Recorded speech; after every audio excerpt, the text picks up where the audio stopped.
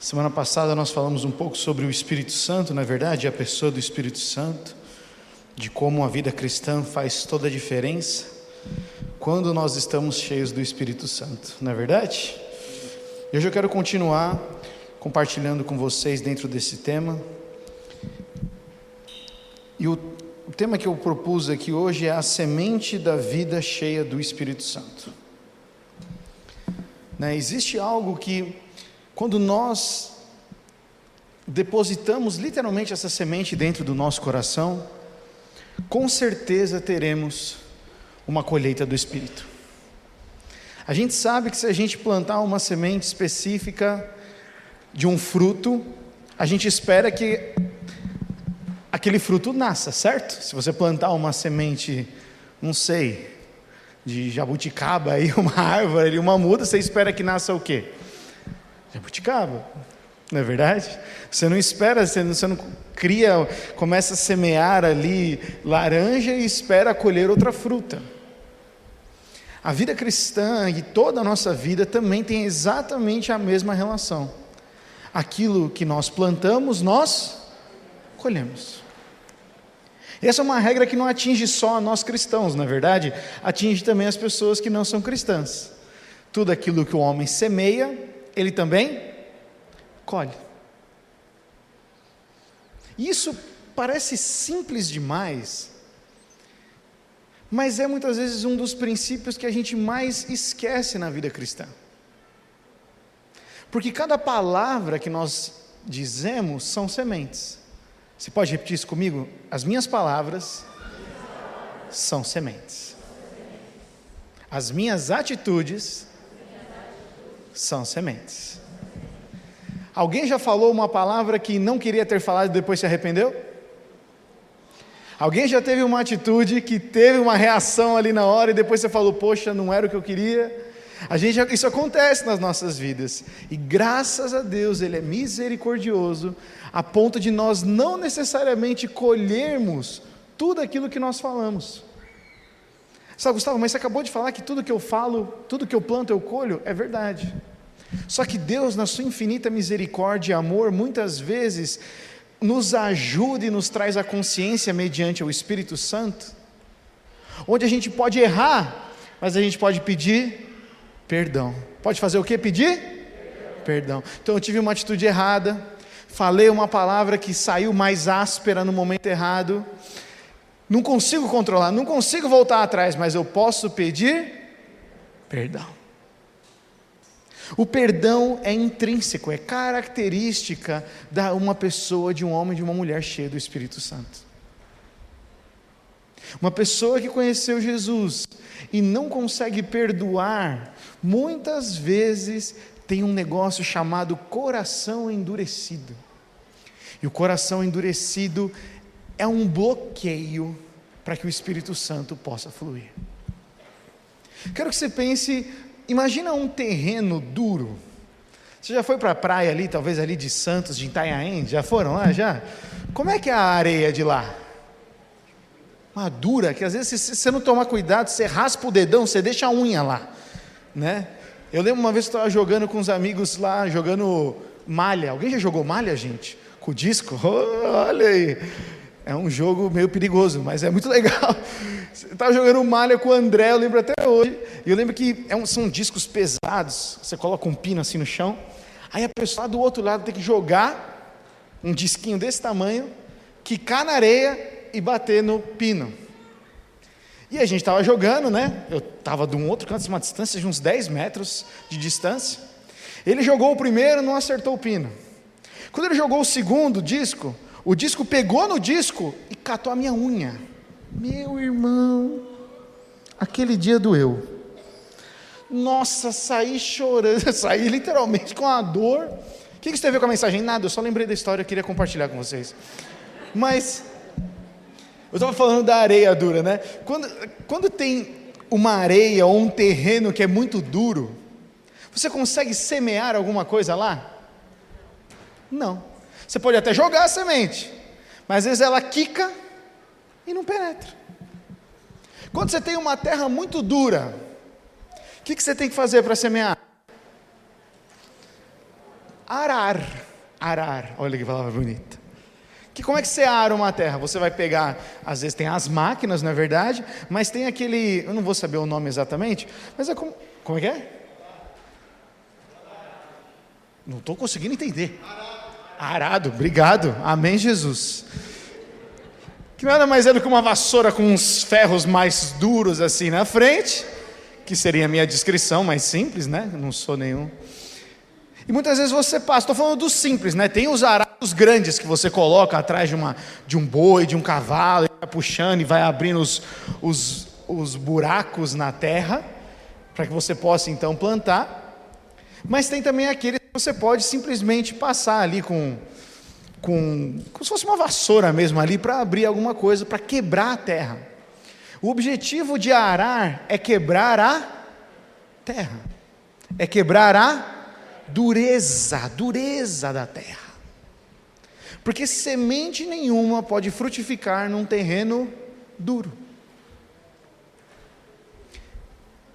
Posto isso, eu queria ver com vocês um texto que fala sobre como nós podemos arar a terra do nosso coração, para que sejam plantadas sementes que nos aproximem de uma vida cheia do Espírito. Faz sentido, gente? Porque às vezes o nosso coração fica endurecido. Eu não posso dizer se o seu coração hoje está endurecido ou não, se falta perdão, se tem mágoas. Eu posso dizer somente do meu coração, que somente nós sabemos o que está acontecendo dentro de nós. Mas é importante a gente saber que quando a gente constata que o nosso coração está duro, permanecer endurecido é uma escolha. É ou não é? É uma escolha. Agora, escolher ser arado também é uma escolha. Eu não posso pedir para minha esposa vir e arar o meu coração, porque quem tem autoridade sobre o meu coração sou eu. Nem mesmo Deus pode entrar na vida de alguém e vir arar, e vir deixar a terra fofa. Somos nós que permitimos ou não. Fez sentido isso, gente? Tem um texto lá em 2 Crônicas, no capítulo 7, onde Salomão acabou de construir o templo do Senhor. Salomão está dedicando e consagrando todas as áreas. Salomão está feliz porque está fazendo uma grande festa, a festa das cabanas, dentro do povo de Israel. Ele está construindo aquilo e, gente, está uma alegria muito grande no povo. E olha o que diz lá, eu coloquei só o versículo do 13 ao 15, mas eu quero ler do versículo 11. 2 Crônicas 7:11 diz assim: Salomão terminou o templo do Senhor e o palácio real, concluiu tudo o que havia planejado fazer na construção do templo e do palácio. Então, ou seja, Salomão, um homem bem sucedido, conseguiu tudo aquilo que ele queria. Então, certa noite, o Senhor lhe apareceu e disse: ouvi sua oração e escolhi este templo como lugar para se fazer sacrifícios, ou seja, é aqui onde eu vou ouvir o povo, é aqui que eu vou estar presente. E aí então entra o texto que é tão famoso para nós. Se por vezes, olha o que Deus responde. Agora, Salomão, se por vezes eu fechar o céu para que não chova, ou ordenar que o gafanhoto devore suas colheitas, ou enviar pragas entre o meu povo. Nossa, Deus faz isso. Deus está falando, se isso acontecer, por causa da dureza do coração, por causa da desobediência, Deus fala, se o meu povo, que se chama pelo meu nome, humilhar-se e orar, buscar a minha presença e afastar-se de seus maus caminhos, eu os ouvirei dos céus, perdoarei os seus pecados e restaurarei a sua terra. Olharei e ouvirei atentamente cada oração feita neste lugar. Por uma leitura mais desatenta, parece que Deus vai punir as pessoas, mas Deus não está dizendo isso. Deus está dizendo, se vier a acontecer que os céus se fechem, e eu permitir, se vier ter fome, e eu permitir, o Senhor falando, se acontecer coisas que vocês estão sofrendo, e vocês não entendem, mas eu permito, não tentem sair resolvendo as coisas do seu jeito. Se acontecer estas coisas, falta, fome, se acontecer coisas que fogem do seu controle, não seja tentado a resolver do seu jeito. Deus já dá a letra aqui, ó. Se o meu povo, que se chama pelo meu nome, humilhar-se, orar, buscar a minha presença e afastar os seus maus caminhos, eu ouvirei dos céus, perdoarei os seus pecados e sararei a sua terra. Porque, gente, isso aqui desmistifica a história de que Deus sai punindo as pessoas. Deus não pune as pessoas. Porque Deus está falando, se vier um momento de tribulação sobre a sua vida, que eu, o Senhor, permita, não que eu crie, mas que eu permita que aconteça, eu já te dei a saída. Amém, gente? Amém. Onde que isso se comprova na Bíblia? Lá no texto, o apóstolo Paulo nos ensina e fala que o Senhor, toda vez que vem uma provação, o Senhor já nos deu o escape. Quando a gente está lendo a Bíblia, a gente chega numa conclusão, a gente tem que olhar o resto da Bíblia para ver se a Bíblia concorda com isso que nós chegamos. Então Deus não é mau, e Deus não está falando, olha, eu vou colocar vocês em situações difíceis, para que então vocês se humilhem, para que então vocês orem, para que então... Não. Deus está falando assim, quando acontecerem essas situações, porque vão acontecer por causa do pecado, da dureza do coração do homem, da natureza do homem, da ganância do homem, quando essas coisas acontecerem e te cercarem, eu já te dei a saída, se humilhem e orem, busquem a minha face, eu não só vou perdoar os pecados de vocês, como eu vou sarar e vou restaurar onde você está. Sabe o que isso tem a ver com semente? Muitas vezes, nós não costumamos plantar sementes de oração. Vou repetir. Muitas vezes nós não plantamos e semeamos sementes de oração. Quando vem os momentos da pressão, vem os momentos da impaciência, da tristeza, da frustração, da falta de controle, o que acontece é que nós tentamos a ter reações humanas, ríspidas, rápidas, coisas que favorecem normalmente ao nosso controle. Quando o Senhor deixou bem claro, quando algo chegar a vocês, você percebe que Salomão está feliz, gente? Salomão acabou de construir o templo. Salomão está bem sucedido, e aí Deus adverte, Salomão, vão vir dias, onde não vai estar toda essa bonança, não vai estar toda essa alegria, mas eu já estou te dando a letra, ore, peça perdão, se arrependa, e eu vou agir a seu favor. Deus não fica esperando o pior de nós, Deus fala, eu já preparei vocês para as estações que virão. Mas muitas vezes no momento da pressão novamente, eu ouso dizer, a gente não plantou a semente da oração, e aí quando vem a pressão a gente não tem colheita. Está fazendo sentido, gente? Nós nunca semeamos em oração, porque quando você ora a sua fé aumenta, quando você ora você lembra das promessas de Deus. Quando você ora, mesmo que você está com o espírito abatido, é derramado sobre nós olhos de alegria, como diz a palavra. Quando nós semeamos oração, mesmo nos tempos bons, preste atenção nisso, Salomão está feliz, está no tempo bom, Ronaldo, acabou de construir o palácio, acabou de construir o templo do Senhor, e aí então, ele está orando, o Senhor aparece a ele, e aí Deus diz, ouvi a sua oração. Percebe que essa palavra veio em resposta a uma oração. A saída, o eu virei dos céus, perdoarei os seus pecados e sararei a sua terra, não vem de graça, vem em resposta a uma oração. Salomão semeou antes para ter essa revelação.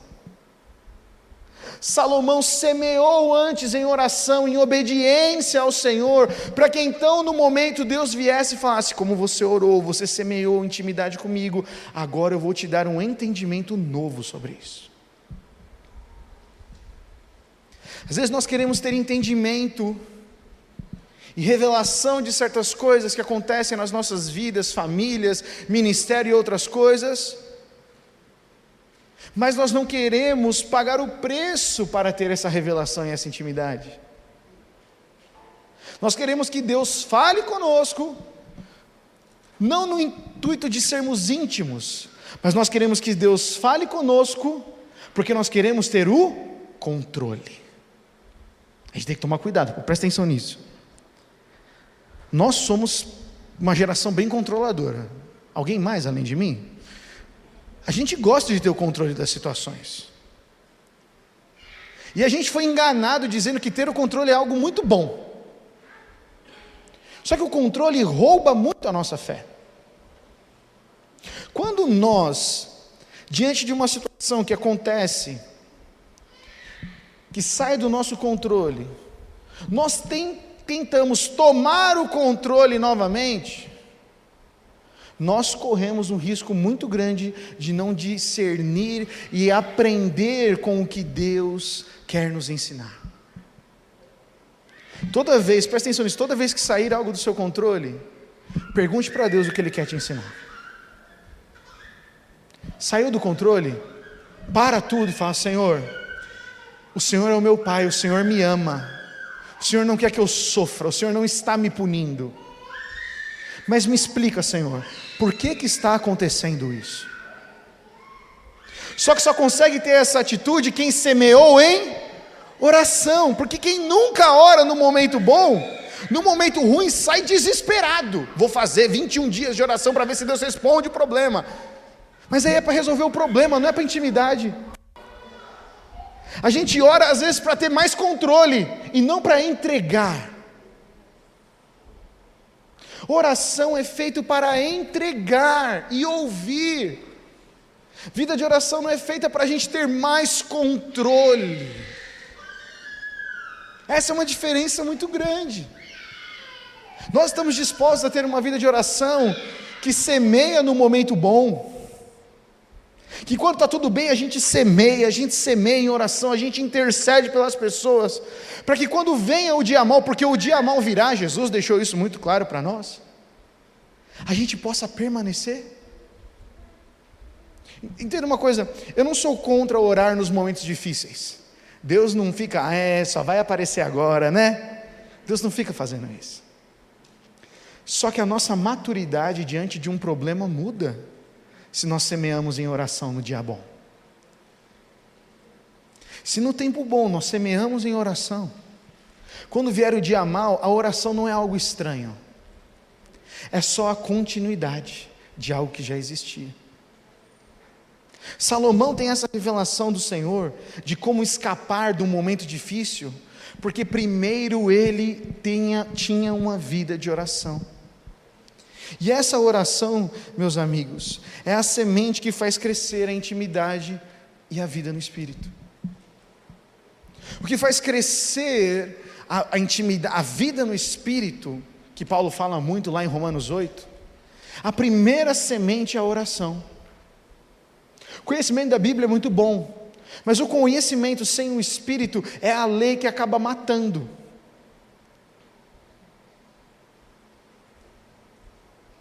Quando nós temos só o Espírito,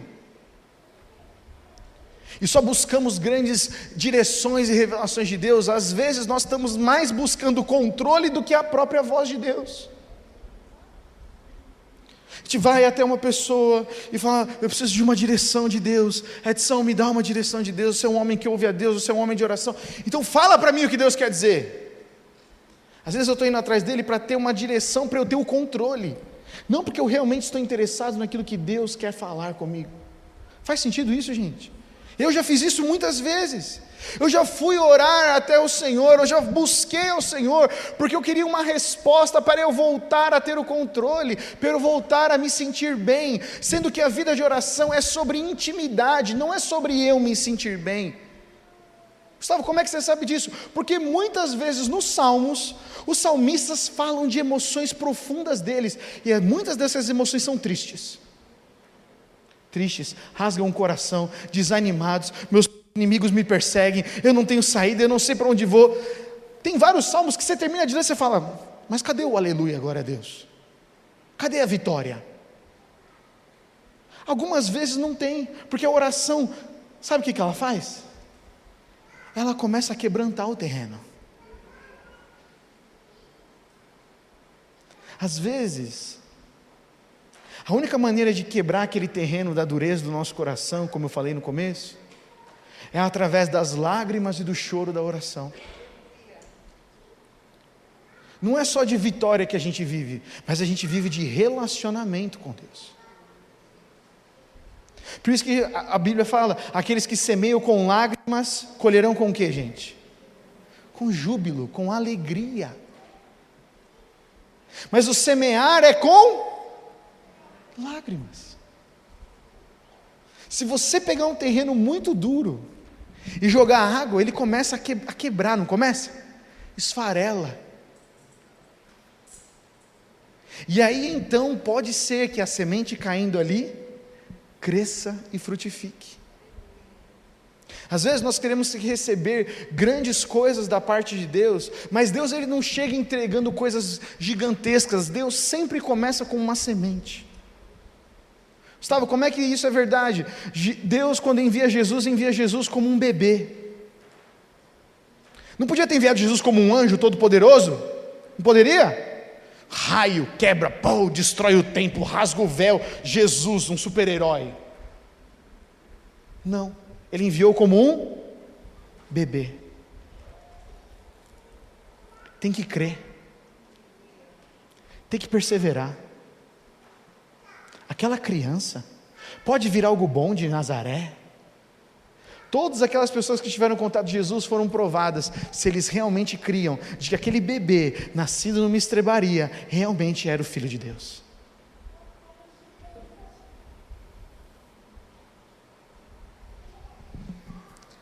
A oração é a semente que faz crescer a intimidade e a vida no Espírito. O único caminho para desfrutar da presença de Deus é uma vida de oração. O que Jesus ensinou aos seus discípulos? A orar.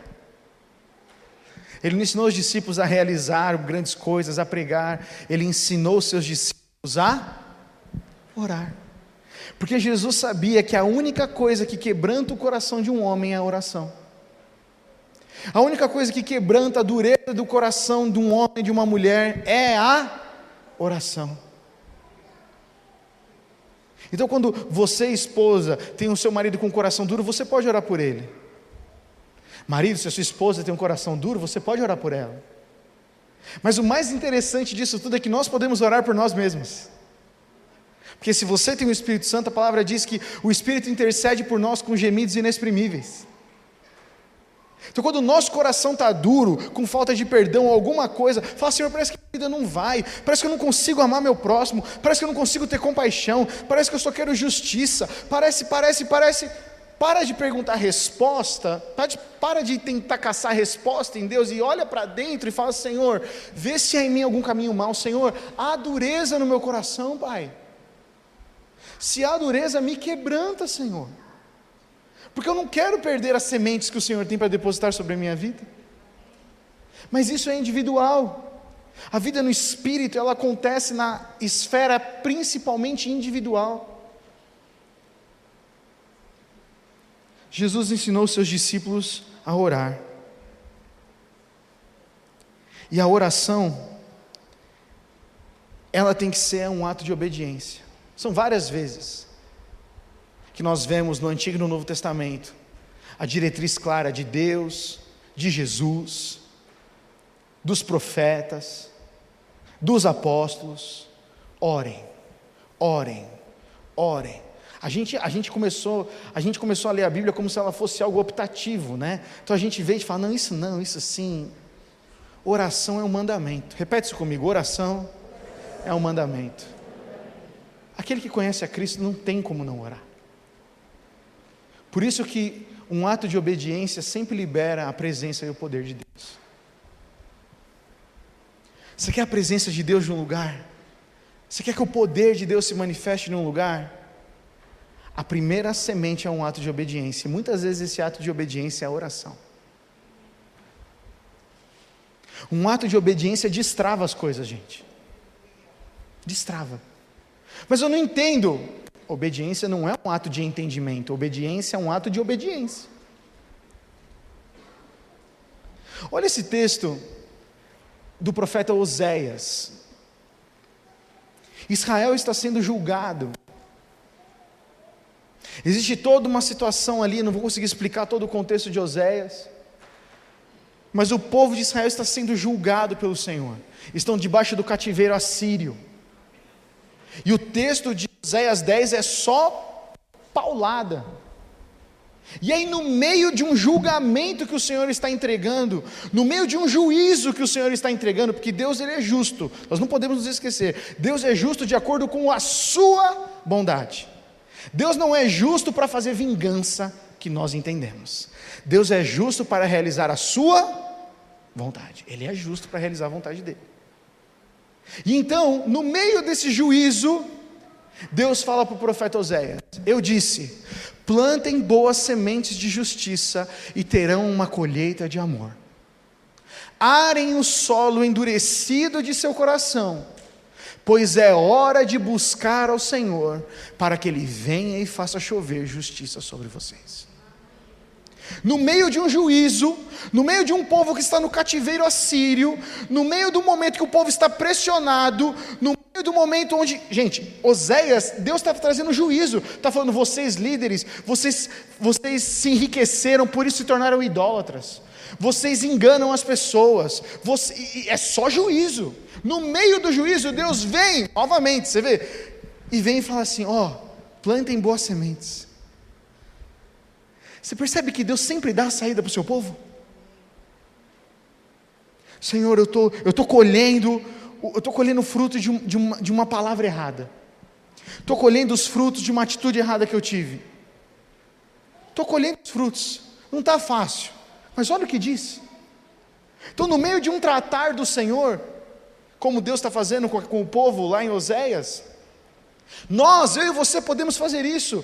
Nós podemos plantar boas sementes de justiça e teremos uma colheita de amor. Olha o que diz o texto: arem o solo endurecido do seu coração, pois é hora de buscar ao Senhor. A hora de buscar o Senhor não é só no momento bom, a hora de buscar o Senhor é muitas vezes quando a gente está colhendo um fruto amargo das nossas decisões. Às vezes a gente está colhendo um fruto amargo de uma palavra lançada, de uma atitude errada, e aí a gente fica, estou comendo pão que o diabo amassou.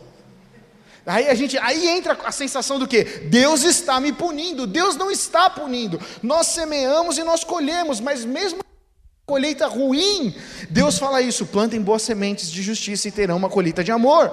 Mesmo que vocês estejam colhendo atitudes que vocês não plantaram, que está difícil, situações que fugiram do seu controle, arem o solo endurecido do seu coração, pois é hora de buscar ao Senhor. Momento difícil, é hora de buscar ao Senhor, é hora de quebrar a dureza do nosso coração, para que Ele venha e faça chover. Você precisa da chuva do Senhor sobre a sua vida, meu irmão, minha irmã? É o rio que flui. A água é um dos elementos que representam o Espírito Santo.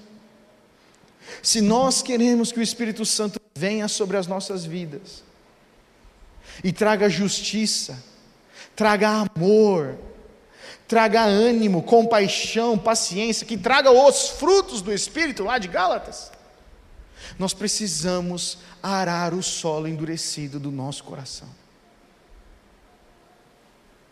Eu e você precisamos disso. Não estou falando em uma posição de juiz, tá, meu irmão, minha irmã? Eu estou dizendo que nos momentos difíceis não é hora de tentar assumir o controle. Nos momentos difíceis é hora de orar com lágrimas, arar o solo do nosso coração para que Deus derrame a sua chuva. Essa é a instrução que o Senhor nos dá. Essa é a instrução que o Senhor nos dá. Porque o coração endurecido pelo egoísmo e pela falta de perdão impede a vida de oração que libera a presença do Espírito Santo. Quando a gente fica endurecido, o egoísmo, fui injustiçado, e aí a gente carrega todas essas coisas. Carregamos. A mágoa gera falta de perdão, e isso impede uma vida de oração. A gente pode pedir e ter uma vida de oração pedindo direção a Deus.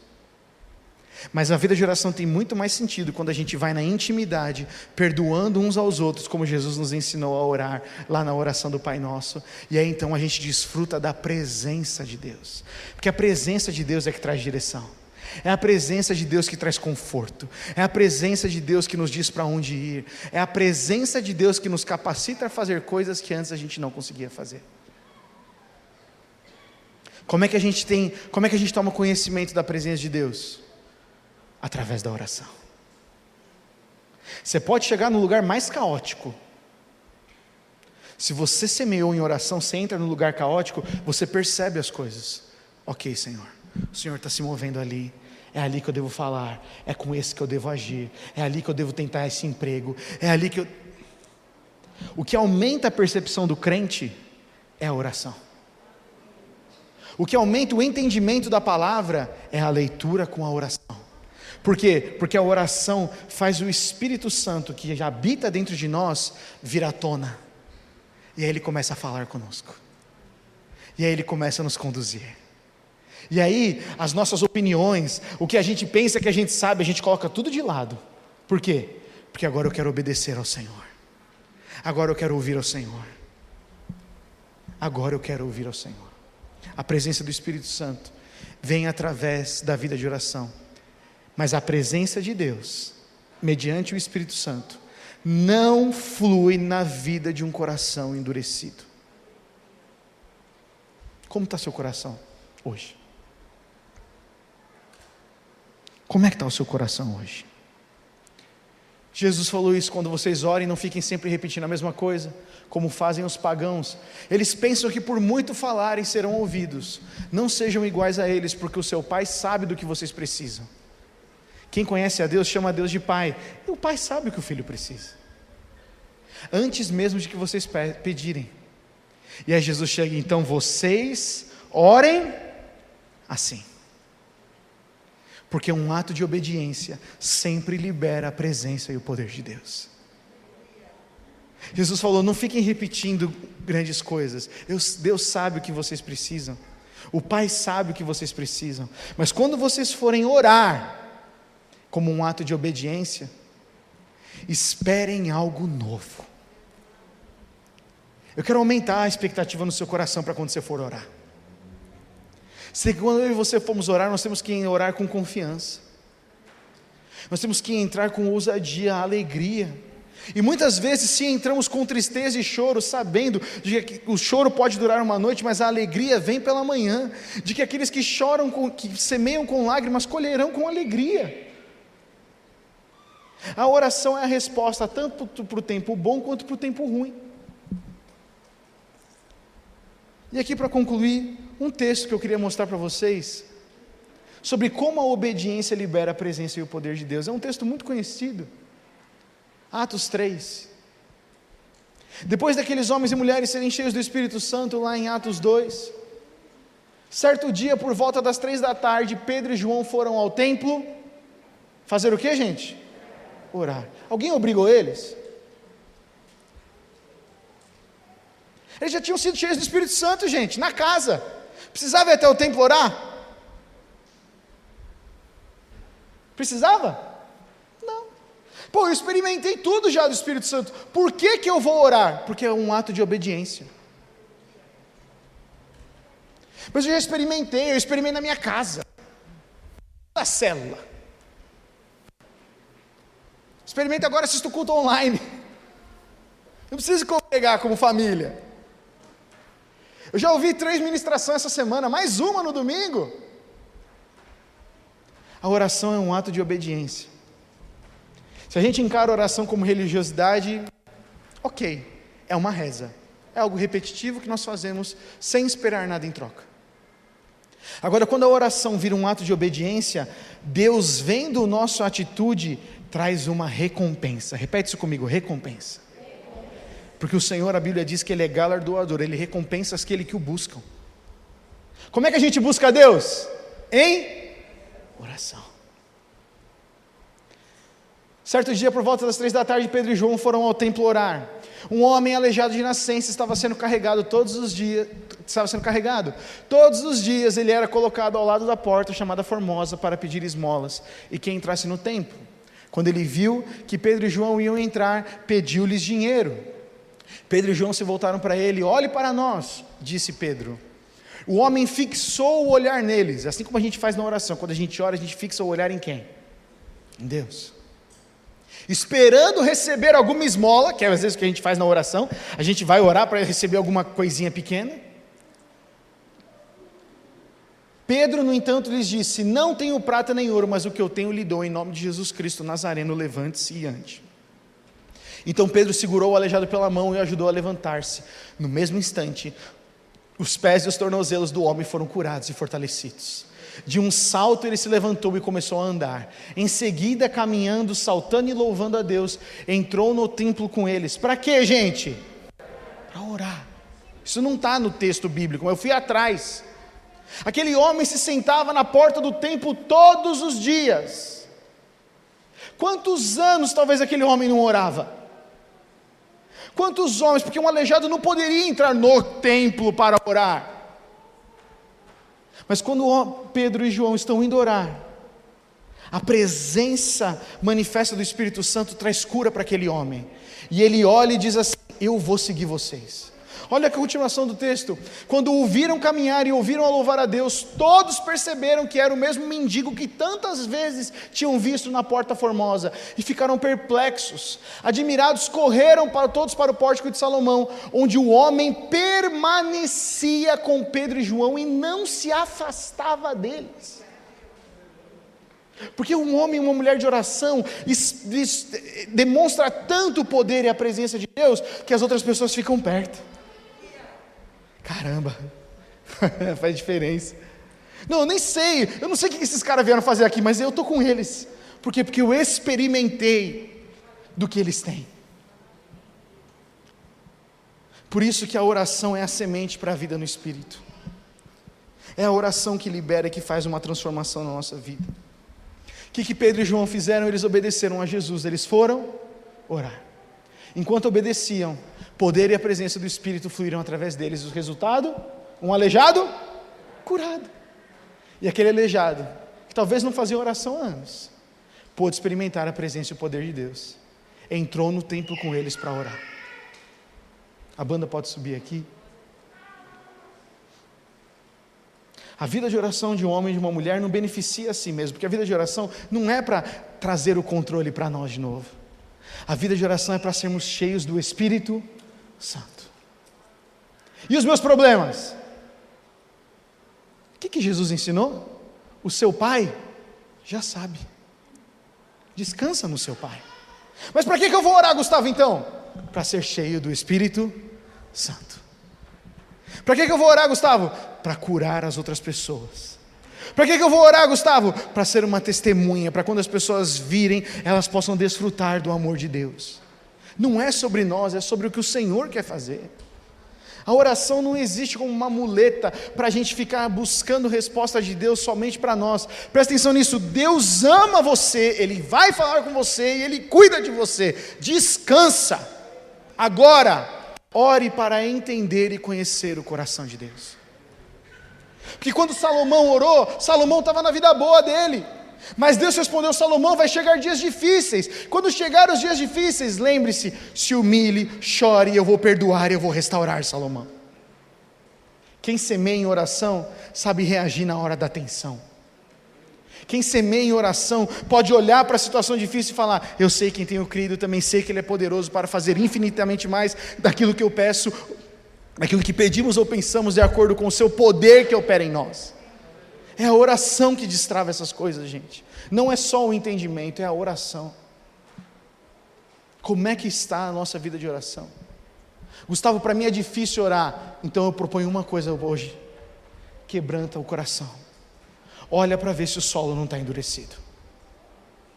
Olha para ver se por causa dessa pandemia e só notícias ruins, não endureceu o coração. Olha para ver onde estão as expectativas. Se as expectativas estiverem nas pessoas, deixa eu te dizer, as pessoas vão te frustrar. Bem-vindo à vida. Agora, se a sua expectativa está no Senhor, As pessoas podem frustrar, trair, pisar por cima de você. Você continua com os olhos fixos em Deus.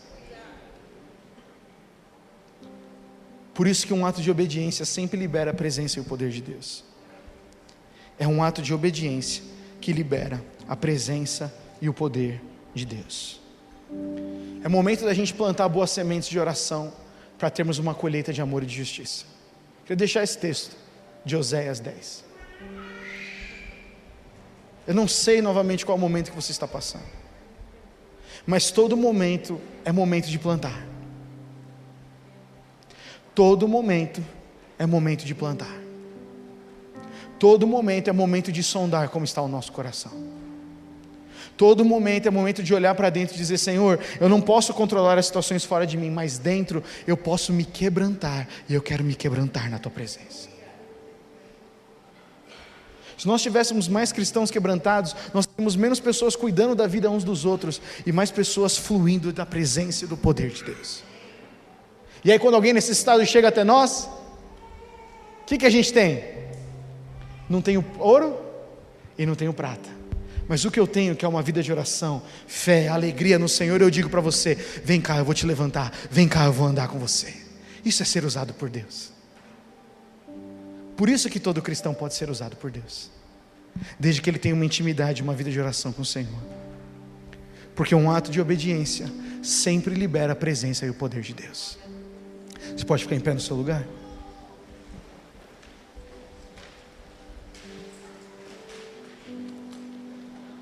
Você pode repetir essa frase comigo? Um ato de obediência sempre libera a presença e o poder de Deus.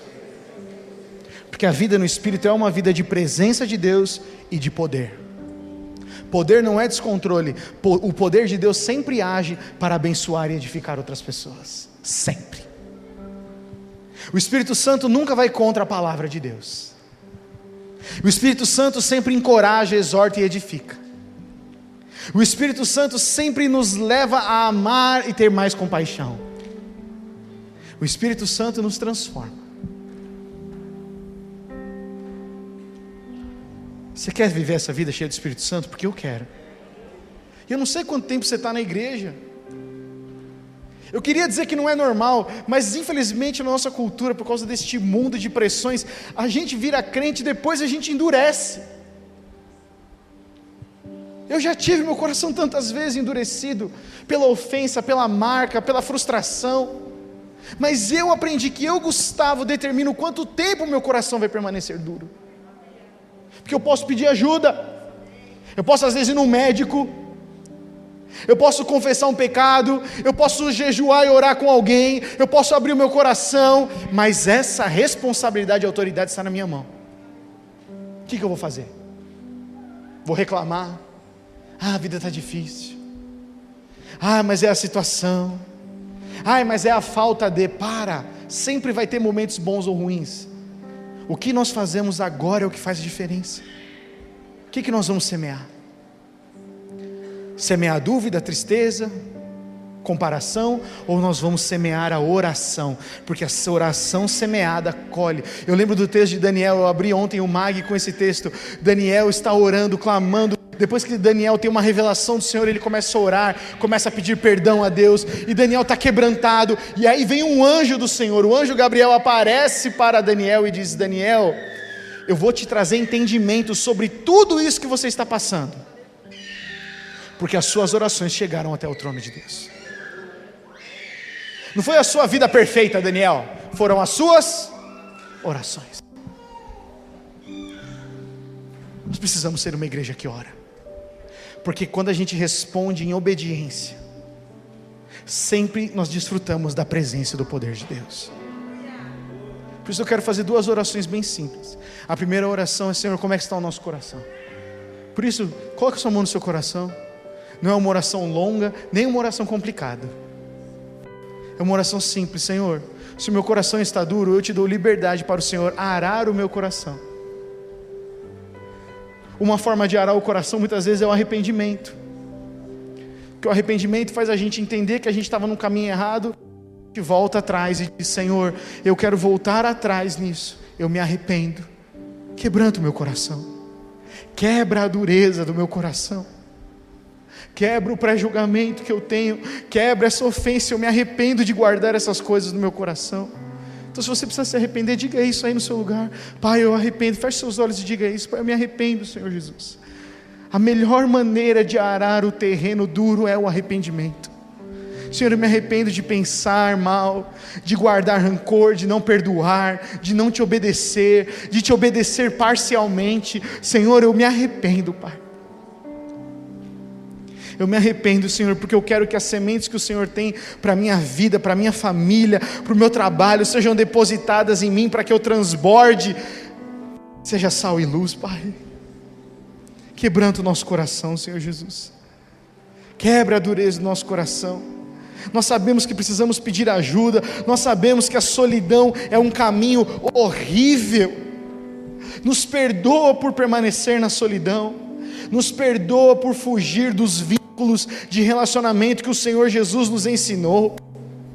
Nos perdoa por não obedecermos o mandamento de amar ao Senhor sobre todas as coisas. Nos perdoa por muitas vezes não obedecermos o mandamento de confessar os nossos pecados uns aos outros para sermos curados. Senhor Jesus, nos perdoa porque muitas vezes na nossa dureza e na nossa autojustiça a gente pensa que a gente é melhor que Deus e a gente quer vingança e justiça sobre as outras pessoas.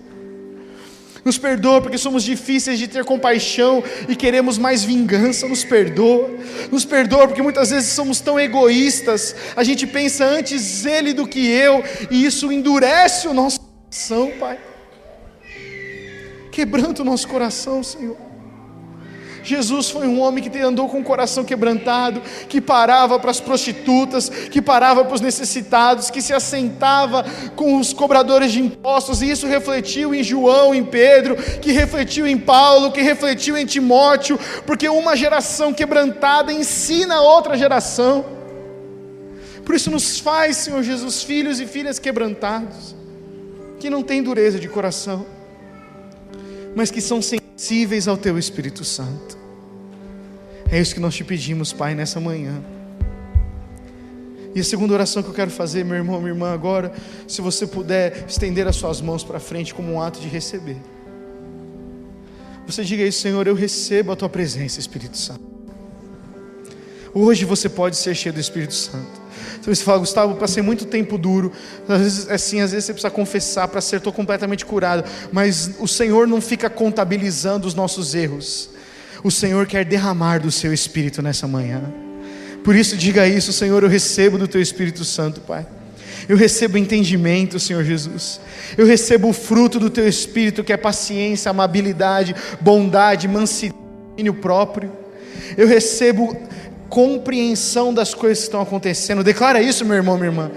Eu não sei o que você precisa receber, mas diga isso em concordância com a palavra, aquilo que o Senhor já liberou. Senhor, eu recebo amor, Pai. Eu recebo compreensão, eu recebo entendimento, eu recebo revelação, eu recebo paz, Pai. Eu recebo, Senhor Jesus, capacidade de andar a segunda milha. Eu recebo, Senhor Jesus, paciência para poder amar os meus filhos. Eu recebo, Senhor Jesus, o ministério da reconciliação para não desistir do meu casamento. Eu recebo, Senhor Jesus, uma compaixão sobrenatural para amar o meu inimigo. Senhor Jesus, eu recebo, porque quando o Teu Espírito Santo vem, é liberado o Teu poder e a Tua presença. Por isso nos capacita, Senhor. Nós recebemos nessa manhã a capacidade e o desejo de orar e interceder, Senhor. Nos levanta como uma igreja que ora, Pai.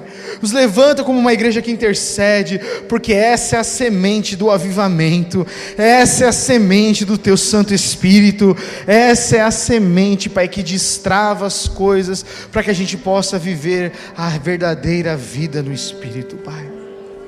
No nome de Jesus, Senhor. No nome de Jesus.